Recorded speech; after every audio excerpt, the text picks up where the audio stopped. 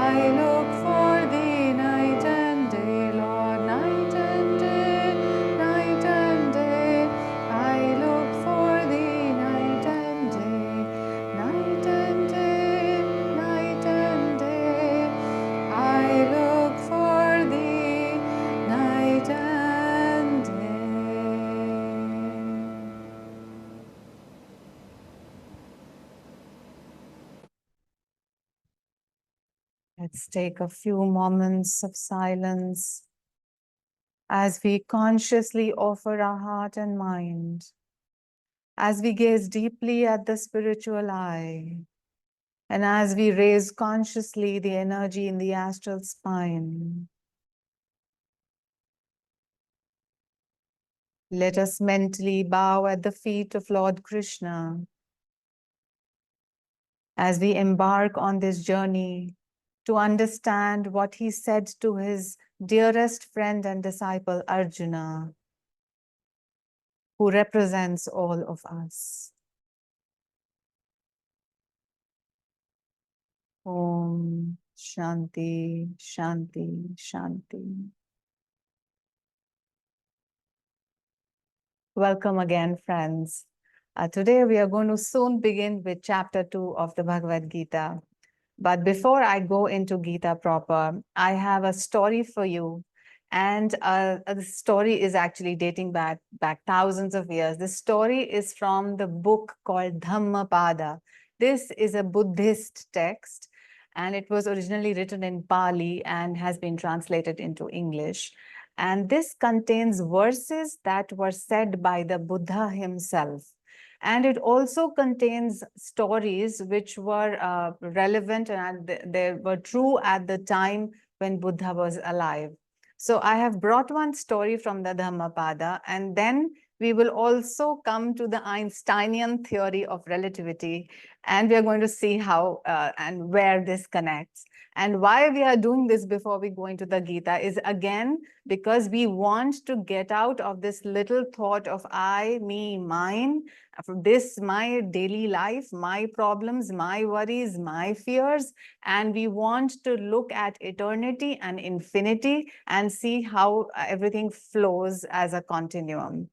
And this story involves both earthly realms and it involves angelic realms. And the story begins in the angelic realm, where it is said that there's this beautiful astral universe, astral heaven, where there are so many angels and all are very good souls and they are enjoying themselves thoroughly. And they're also, not only is there, there's physical beauty, and emotionally also everybody loves each other. And so there's so much bliss in this angelic realm. And specifically, the story comes up with the story of a couple, angelic couple in that heaven. And so it is said that in that heaven, there is morning, and the angelic couple, they have their breakfast, and then they go on to do their various things of enjoyment and so on.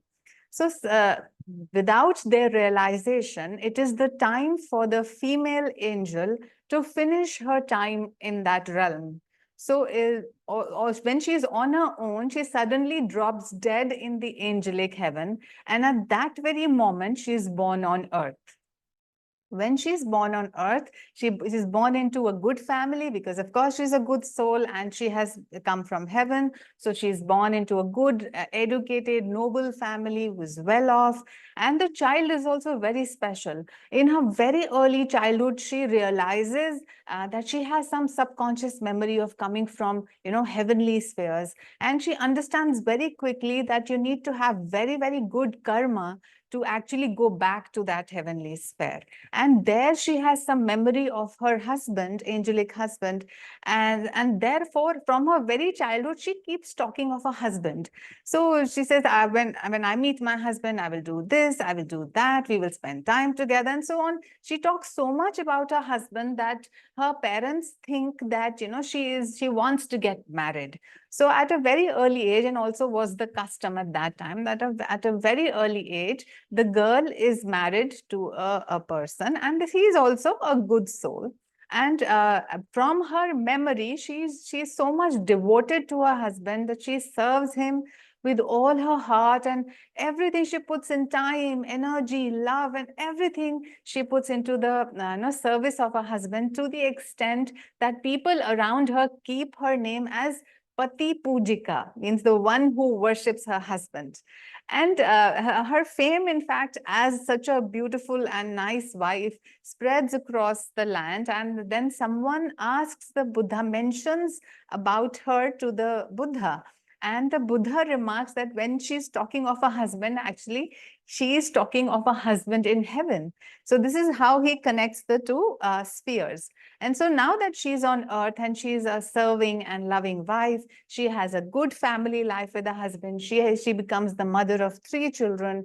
And because she, of course, knows from childhood that she has to do very, very good karma to, gain access to heavenly and good spheres. Therefore, in all aspects of her life, she is a dedicated mother, wife, a good human being. She visits the monasteries, she serves other people, she's very polite, she's very respectful of others, and tries not to make any mistake in this life.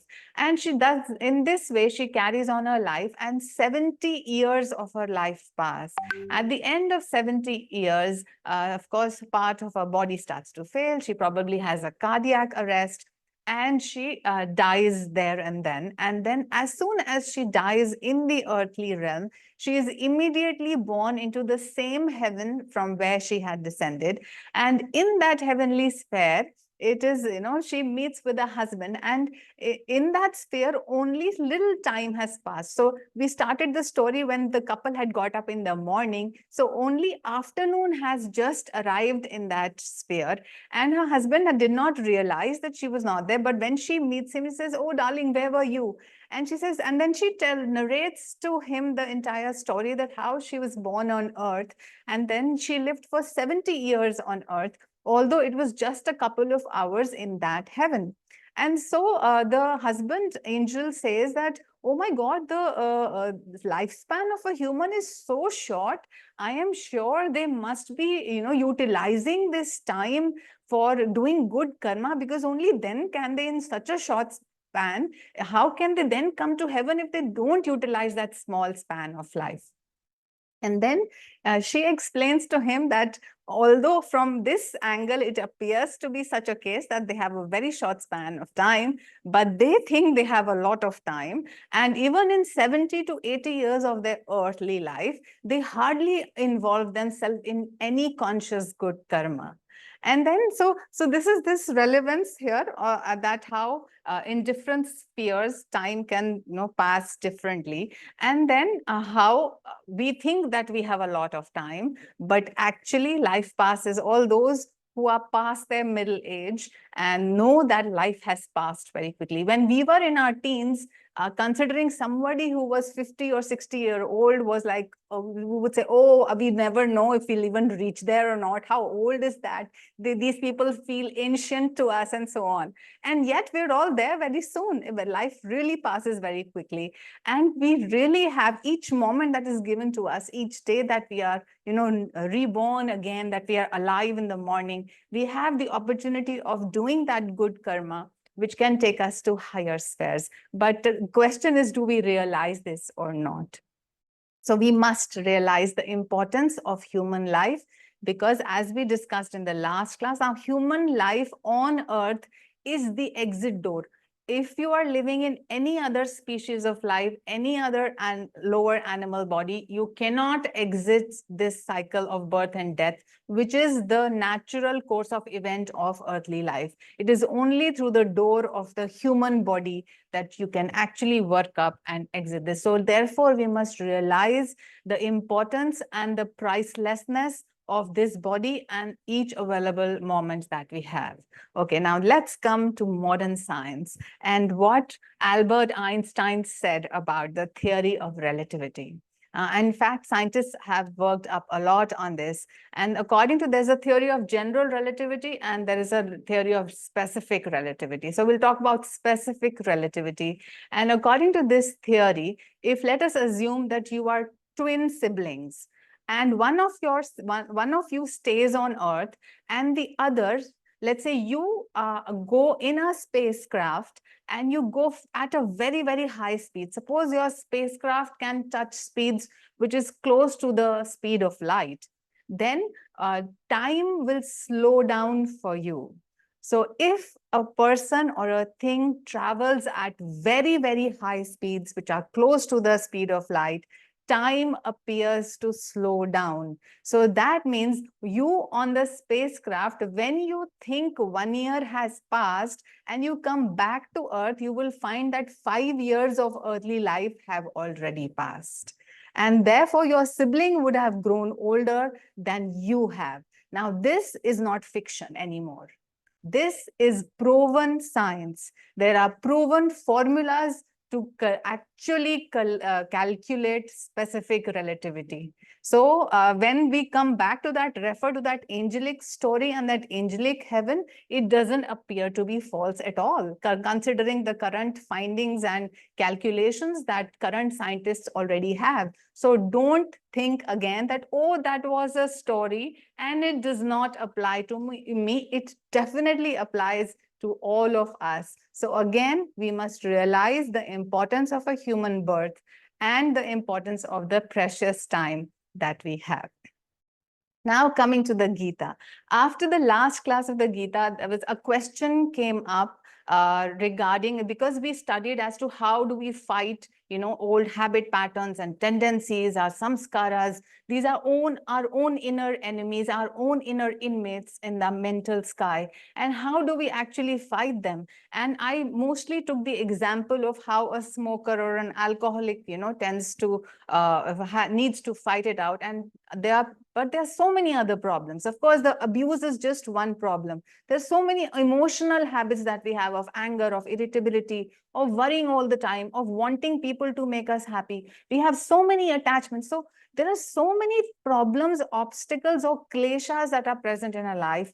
What should we do to fight them? And let us analyze what each one of our masters have said about this. So we'll start with what Babaji has said. And Babaji has actually quoted from the Bhagavad Gita because he is Krishna himself. When he gave the technique of Kriya Yoga to Lahiri Mahasaya, he said that you must repeat this line to all devotees. And this is the line of verse 40 from chapter 2 of the Gita, which said, Swalpamasya dharmasya trayate mahato bhayat, meaning even a little bit practice of this inner religion, the inner fire rite of Kriya Yoga, will free you from dire fears and colossal sufferings. So all the fear and the suffering that we have can be killed, can be reduced by practice of this inner fire rite or Kriya Yoga. Let's come to Lahiri Mahasaya. What did Lahiri Mahasaya say? If you have any problem, do more kriyas. That is what he said. And then he said, Banat Banat Banjai. As you keep practicing your Kriya Yoga, then behold, one day you will be free from that habit pattern.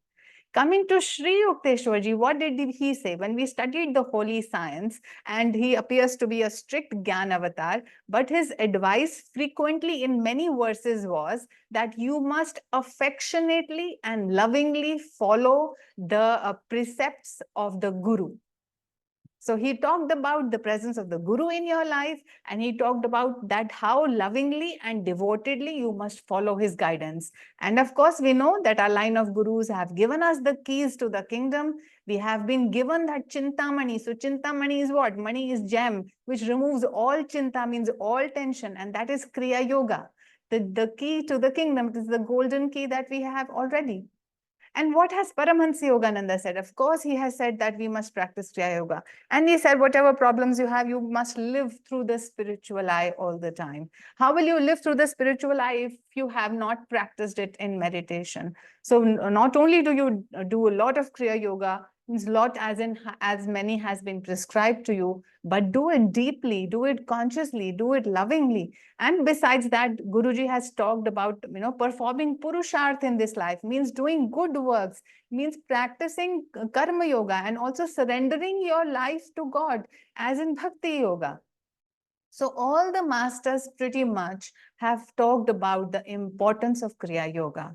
And earlier in class 2 or 3, we had discussed that how it is Bhima who can kill Duryodhana, and Duryodhana represents our desire. And it is Drishtadumna with Yudhishthir who can kill Drona, who represents the power of habit. So if we want to kill the combination of our desire and habit, that is Duryodhan and Drona, then firstly, as Drishtadumna, we need to have that calm inner light of meditation along with Yudhishthir. Once we are able to calmly see that we have this enemy or this habit pattern or this emotional problem within us, then what do? Then Bhima will kill. That means pranayam, the ability of life force control, can kill the enemy. And again, that life force control comes to the fact that it is Kriya Yoga. So, or whatever technique has been given to you, whether it is Honks or whether it is Om technique, whether it is energization exercises, and of course, it is Kriya Yoga, perform all these techniques.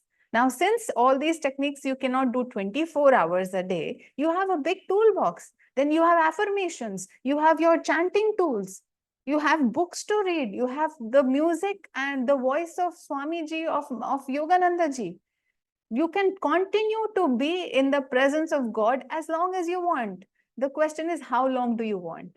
Now, so this is a very important thing for you to know, that seeing the problem, facing it head on, and utilizing all the tools that have been given to us by the gurus, that is how we solve any and every problem. So it is not wise to say that, how can Kriya Yoga solve all my problems? It can. Why? Because it is going to raise the energy in your spine, which is going to wash away all the vrittis that are stored in your chakras. And all the vrittis are the problems actually that are obstructing the flow of the Kundalini. And once you practice Kriya Yoga regularly, that the flood-like energy that comes through the spine will cause the vrittis and the grooves in the brain to all wash away and to be replaced by that light, which will help you to see the infinite within yourself. So yes, Kriya Yoga can solve all our problems. So, okay, now we come back into continuation of our ending of chapter 1. And we saw in the last class that how Arjuna was giving all kinds of excuses to Krishna as to why he can't fight. He says that I don't want to kill my relatives. Then he says, what is the point of this life if I cannot enjoy cannot use my senses to enjoy this life? This victory will become meaningless and so on. Then he says, even the scriptures say you should not be violent, therefore I'm not going to kill. And then finally, when we ended, he said that the energy will all get corrupted and the feminine power will get confused and so on. And we discussed how actually this means that the energy which is going to help to function the sense organs as well as the motor organs is being talked about. And what Arjuna is saying is, if I withdraw the energy from my sense organs and my motor organs, then the energy will get confused as to what function it has to perform, and therefore daily life cannot happen and there will be a lot of confusion in the kingdom. And we discussed how actually withdrawing energy from the senses does not mean killing of the sense organs, but it simply means stopping the indulgence that we have through our sense organs. Okay. Now we come to shlokas number 42 and 43. Sankaro narkayeva kulgnanam kulasya cha patanti pitro yosham lupta pindotaka kriya. वर्ण संकरता कुल घातियों और कुल के नरक में ले जाती है। पिंड और जल के तर्पण से वंचित इनके पितृ अधोगति को प्राप्त होते हैं। The adulteration of family blood consigns to hell the clan destroyers, along with the family itself. Their ancestors, by being denied the oblations of rice ball and water, are degraded. Shloka 43. Doshairet kul gnanam varna sanga karakaraka utsagdyante jati dharma कुल धर्माश्च शाश्वता। कुल घातियों के इन अपकर्मों से जातियों का अधिक मिश्रण हो जाता है। सनातन कुल धर्म और जाति धर्म नष्ट हो जाते हैं। By these misdeeds of the family destroyers, producing admixture of castes, the time-old rights dharmas of the caste and clan are annihilated. So what does this mean? So now not only first he was pointing about the feminine power, now he's talking about caste, he's talking about family confusion, he's talking about the family rights, and so on. So again, the meaning is a continuum of the last shloka, where he is saying that the energy will get confused, it will not know what to do, its various functions, like the eyes have to see, the ears have to hear, the taste buds have to taste, they will all these family members will get confused. The energy would not know how to make you walk, how to do the work in this world. So basically, he's giving some foolish, infantile excuses of saying that I am not going to fight.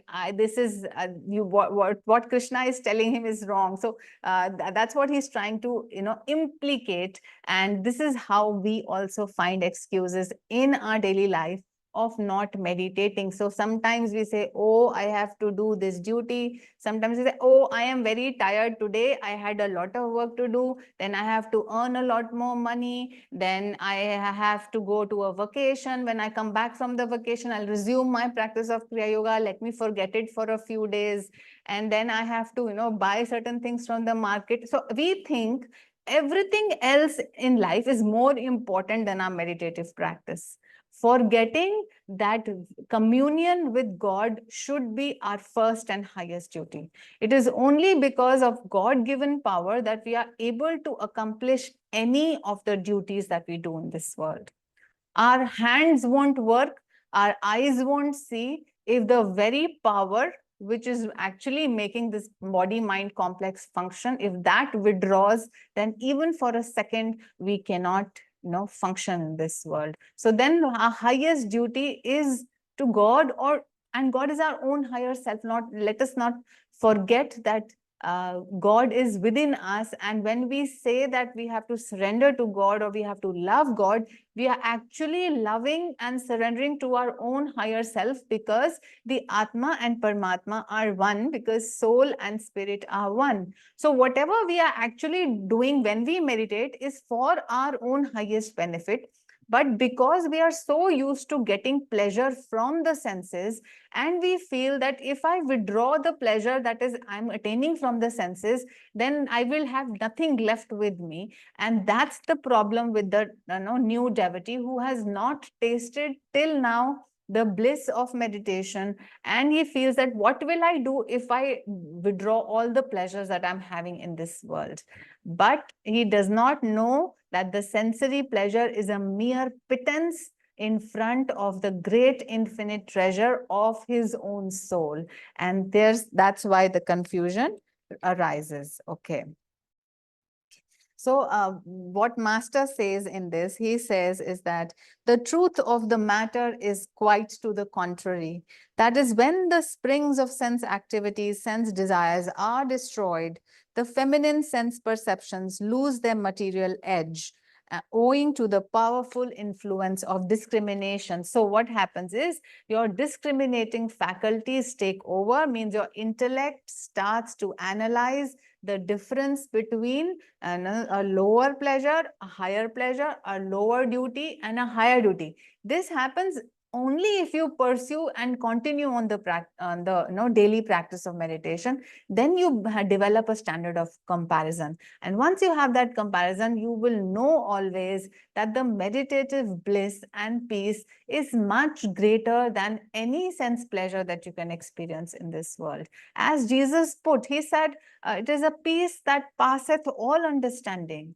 And this is for, at least I can say this is true for me. When I came on the spiritual path in this life, I could not even imagine the amount of peace and bliss that I received from meditation. It is even beyond intellectual capacity to think that such a peace and joy is available to us. And in fact, it is our birthright. And in fact, it is us ourselves, because we are that blissful existence itself. And therefore, we are just, we are blindfolded, or we are dream walking when we think that this is the pleasure of this world is all that we must have, and we cannot do without it. So that is a problem there. Okay. So now again, Master's advice to us. Instead of being doubtful or despondent, the seeker of God should be glad to consign all sense pleasures in exchange for the lavish treasures of the soul. And with purest devotion and mastery of pranayam, he should perform the true ancestral rite of offering oblations to the enlightenment bestowing soul. Okay, this brings us to the next 3 verses, and these have been taken again together, and I'll read them one by one. Shloka number 44.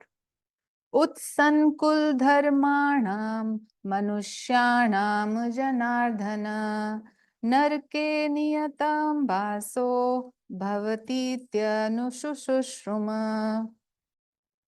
हे जनार्दन, हमने प्राय ऐसा सुना है कि ऐसे मनुष्य जिनका कुल धर्म नष्ट हो जाता है, उनका अनिश्चित काल तक नरक में वास होता है. O Janardhan Krishna, often have we heard that men devoid of family religious rites are most certainly committed to reside indefinitely in hell. Shlok number 45. Aho bat mahat papam kartum vyavstita vayam yadrajya sukhlobhena hantum swajnamudyata. राज्य को प्राप्त करने के सुख और लोभ से प्रेरित होकर हम अपने स्वजनों को मारने को तैयार हो गए हैं. एक ऐसा कार्य जो निश्चय ही हमें अधिक अधर्म में फंसाएगा. Alas, activated by greed for the comfort of possessing a kingdom, we are prepared to kill our own kinsmen, an act surely entangling us in great iniquity. Shlok number 46. Yadi mam pratikara mashtram sashastra pranaya dharta rashtra rane hanyos tame shem taram bhavet. In Hindi, यदि युद्ध में मुझ निहत्थे और आत्मसमर्पण किए हुए को धृतराष्ट्र के पुत्र शस्त्र हाथ में लेकर मार डालें, तो यह उपाय मेरे लिए अधिक लाभदायक होगा और मैं इसका स्वागत करूंगा. If weapons in hand, the sons of Dhritarashtra kill me, wholly resigned and weaponless in battle, that solution will be more welcome and beneficial to me. Now, do we see to what extent we can go when we are facing our own bad habit? And although our intellect knows that we need to get rid of it, but we come to a point that we say that I am fine with this little habit of mine, with this little comfort zone, or with the little sense pleasure that is coming. And even if it kills me, even again, I come back to the smoking and alcohol example because it is very easily understood, but you must see it in the light of any other habit pattern. So even if smoking or having drinks or drugs kills me, I still am not going to kill that addiction of mine. We come to this point. And this is again obviously true for any of our emotions, especially for relationship addiction. This is also a very common addiction these days. There's so much of loneliness because of social media, and then there is addiction to relationships. It's a very contrary and a paradoxical phenomenon. So all of these, we can be in a toxic relationship, but we are afraid to let it go. We are in a toxic relationship with addiction, with various substances, but we don't want to let it go. We are ready to be killed by it, as Arjuna is saying. So we can go to that extent of saying, okay, kill me, but I'm not going to kill you because I think it is not right to kill this. So what am I being? I'm being timid. I'm being foolish. I'm being stupid. Because although the fact that one is Krishna means, one is Arjuna means you already have some good karma behind you. And having so much good karma and having come to the point where you are, ready to fight a battle, then if you say that, oh, let them kill me, I'm not going to kill them. How wise is this? And beware, if Arjuna is faced with this problem, all of us will be faced by this problem. So then what shall we do? Let us understand how we are going to manage when we ourselves are going to be in this situation. A very interesting thing that Guruji says here, that the fact that we are actually giving excuses is, there are two edges, two sides to this. One is, yes, we have seen sense pleasures and we know that they are pleasure giving, but also we are desirous of a higher truth.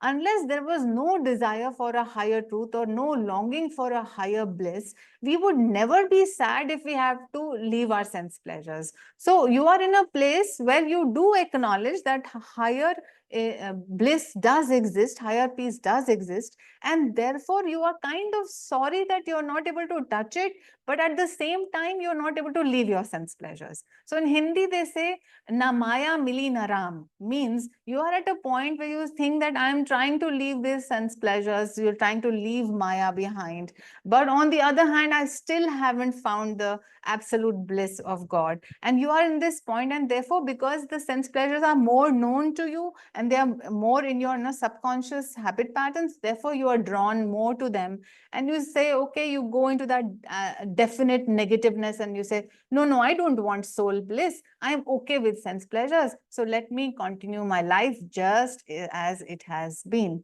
forgetting that you have actually become sick in your mind with all the delusions that you are living with on a daily basis. Okay. Now, Master says, this state is finally overcome by concentrating upon the peace born of even partial renunciation and reasonable effort in meditation, enjoying moderate appeasement in wholesome sense pleasures. Now, Master has given a beautiful middle path. So he says, on the one hand, to whatever degree of peace and bliss you have felt in meditation, hold on to that. On the other hand, instead of completely negating your senses, use your senses for a higher purpose. For example, if earlier you were using your eyes only to just pass time and read some useless magazines or watch some TV all the time or be involved in social media, now use your eyes to read the scriptures. If you were always using your ears to listen to gossip and rock music and metal and or news all the time again, now use the same ears for Shravanam or Shruti, means listening to the scriptures or listening to spiritual music. So you have to use the very same sense organs, but divert their energy into a higher dharma. And simultaneously, as Master says, whatever peace and bliss you have started to feel in your meditative practice, hold on to that. The combination of these two will help you to fight the situation that you are in right now. Okay. This brings, okay, so one last line by Master. He says, after self-control achieves its end, the devotee experiences finer perceptions and joys of the soul, which are far superior than the sense pleasure.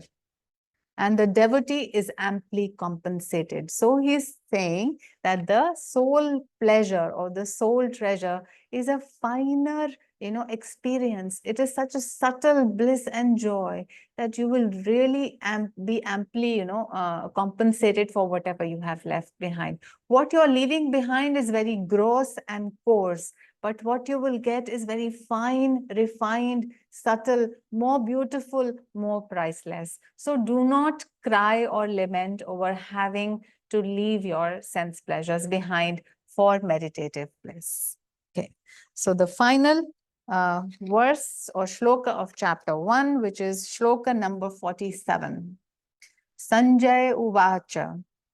एव मुक्तात्वा अर्जुन संखये रथोपस्थ उपाविशत् वृषिज्य संशरं चापं शोक संविघ्न मानसा। संजय ने राजा धृतराष्ट्र से कहा, रण क्षेत्र में इस प्रकार कहकर अर्जुन, जिसका मन दुख से व्याकुल था, ने अपने धनुष बाणों को फेंक कर अपने रथ की गद्दी पर बैठ गया। Sanjay said to Dhritarashtra, Arjun, having spoken thus on the battlefield, his mind disturbed by grief, flinging away his bows and arrows, sat down on the seat of his chariot. What does this mean? Sitting down on the seat of the chariot, throwing away your bows and arrows. So we said that the bow represents the spine of the devotee.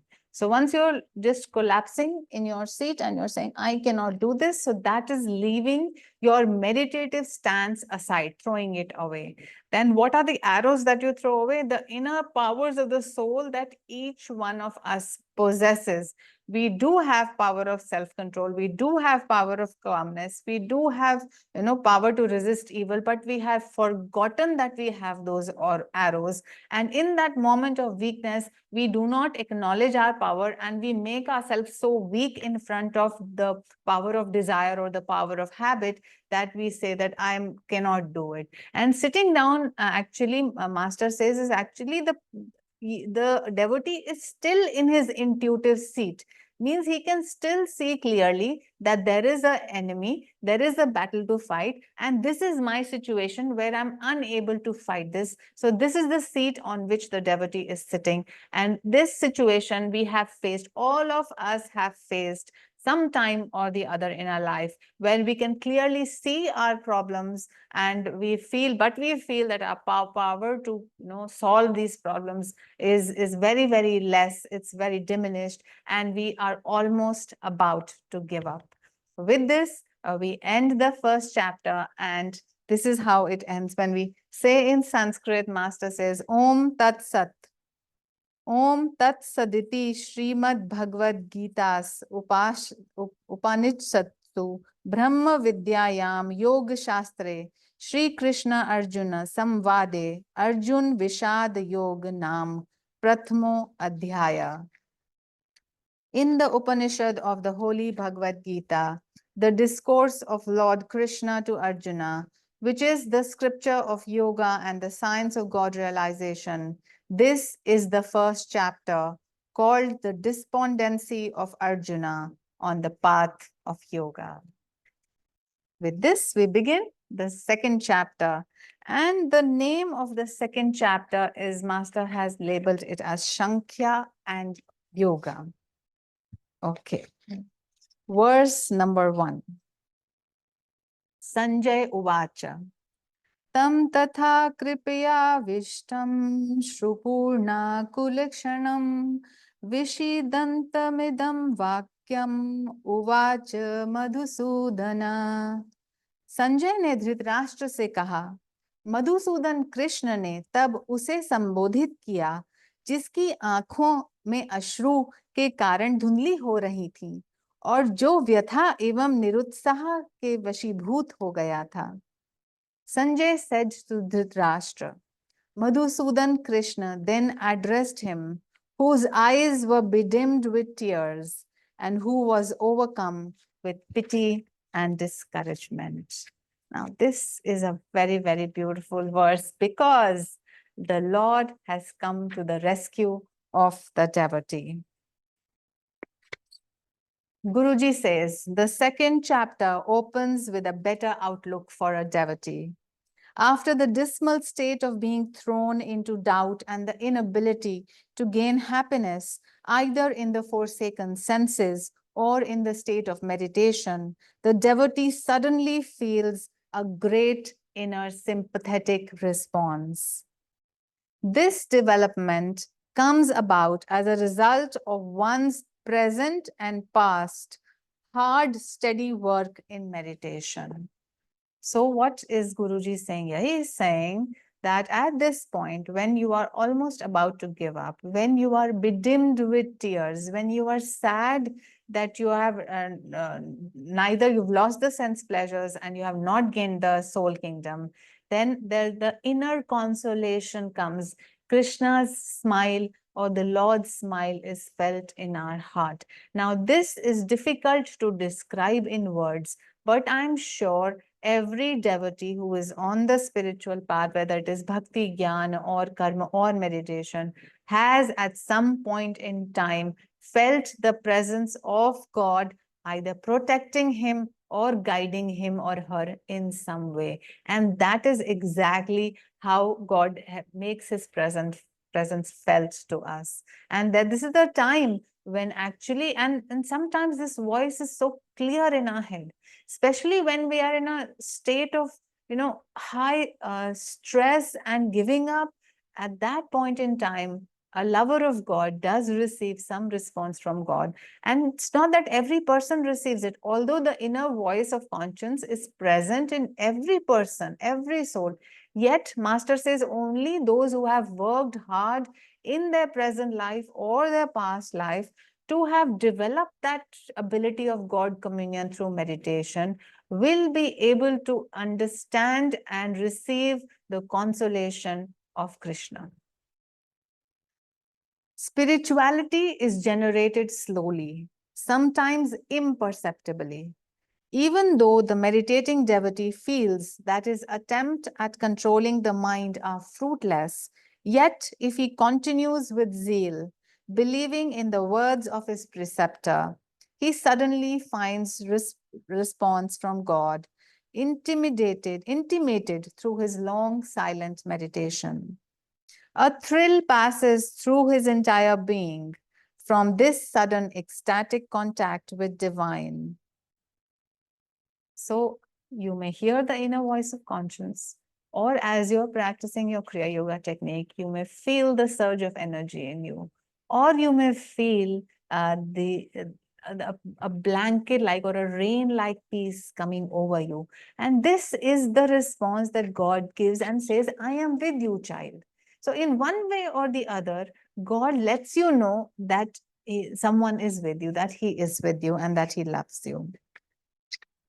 Spirit does not necessarily talk through the lips of a form in a vision or a materialized human body, but may intimate words of wisdom through the medium of the devotee's awakened intuition.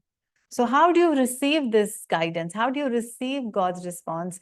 Is through your own awakened intuition. And how do you awaken your intuition if you do not practice meditation? You cannot. So by your regular practice of calmness, of yam niyam, of having meditated and having quietened your restless mind, you have awakened the power of the sixth sense or your intuitive ability to some extent. And in that mirror of intuition is reflected the presence of God or the response that is coming to you for guidance.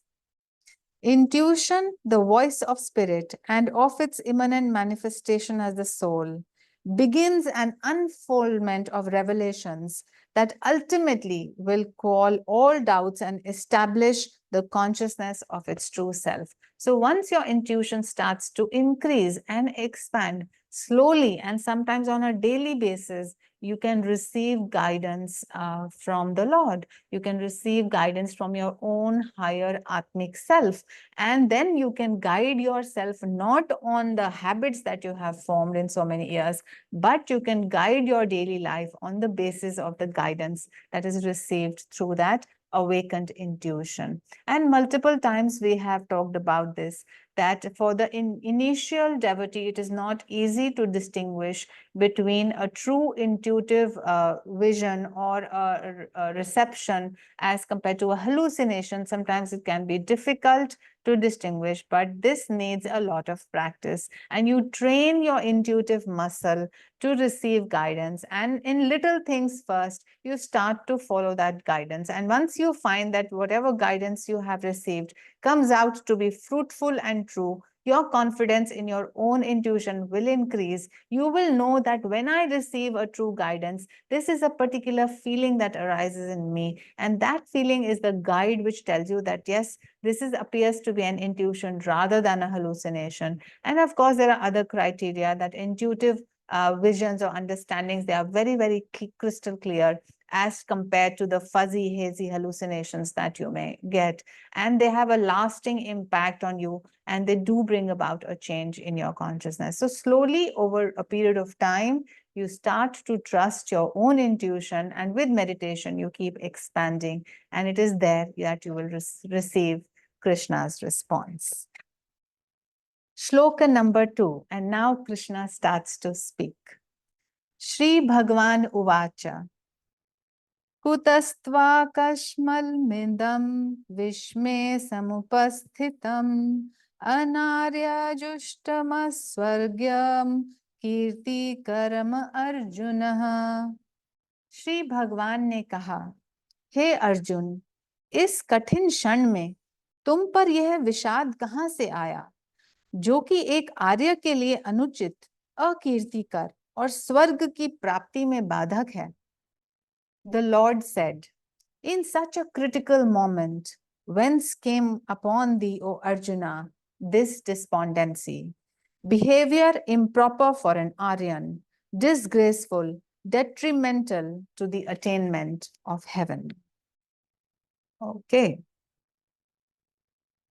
What does the Spirit say to us? So, when we are talking of ourself and the intuitive guidance, we do not find ourselves in our mind that we are sitting on a chariot and in front I can see thousands of army men, and now Krishna is standing in front of me. So, this is now not how we receive the guidance. So, what happens? What does the Spirit say to the soul? O devotee Arjuna. Now consider this as being as if God is speaking to you. O devotee Arjuna, prince of self-control, why are you overcome by dejection? These relativities are your fierce enemies and have but one purpose, to destroy your soul's peace. To feel pity for them is un-Aryan, means not befitting a noble saint. A disgraceful treachery to the soul, a weakness that will tie you to the nether spheres of bodily limitations and deny you the heaven of blissful omnipresence.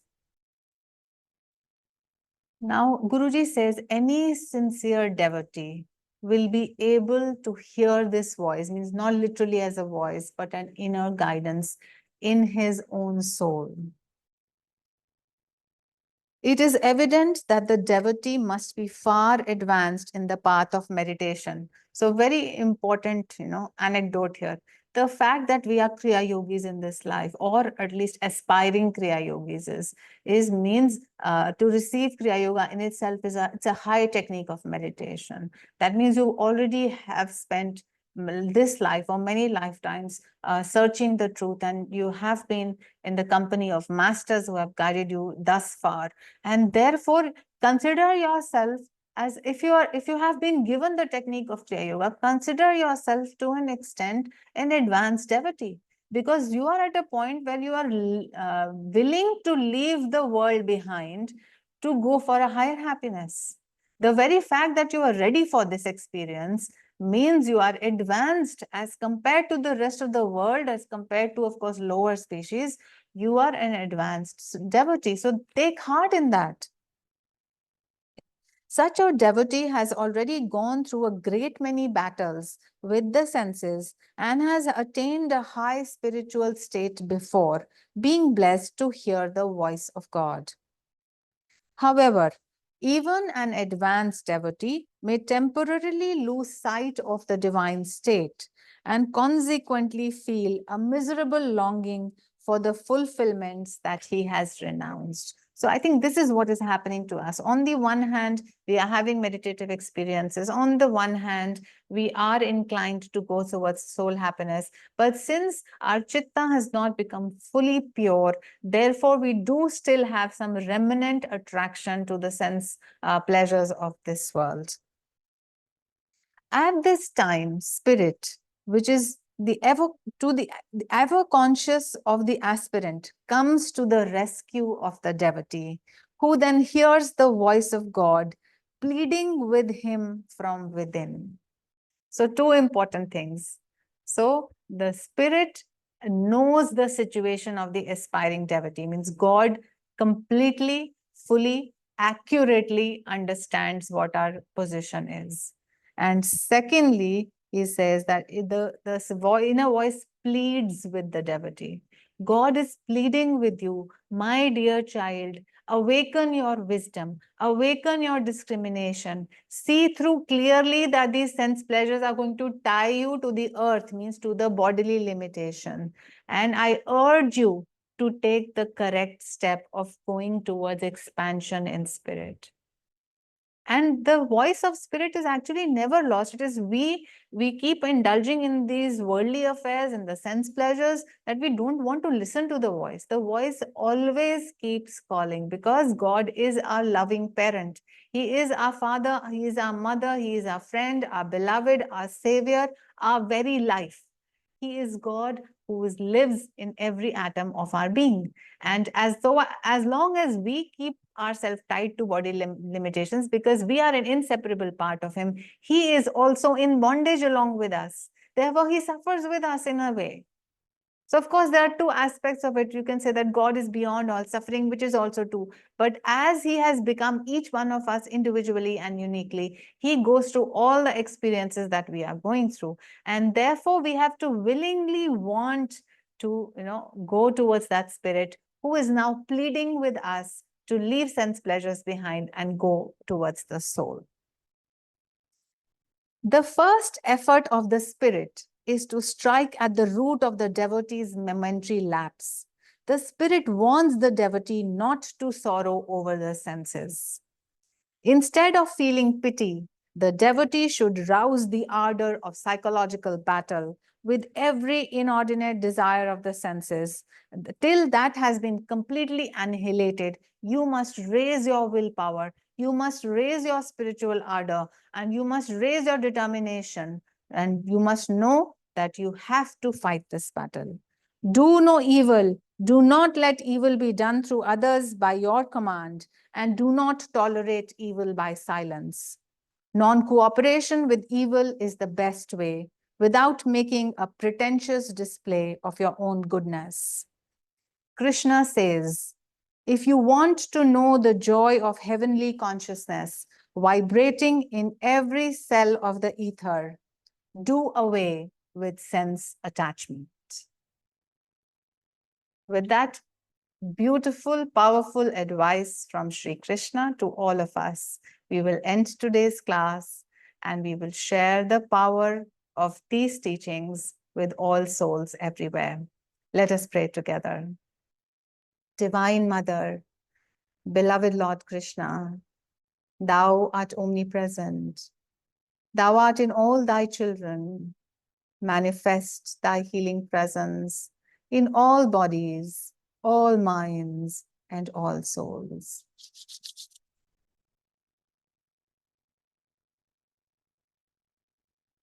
Om.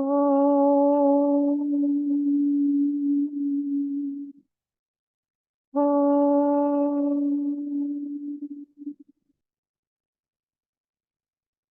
Om.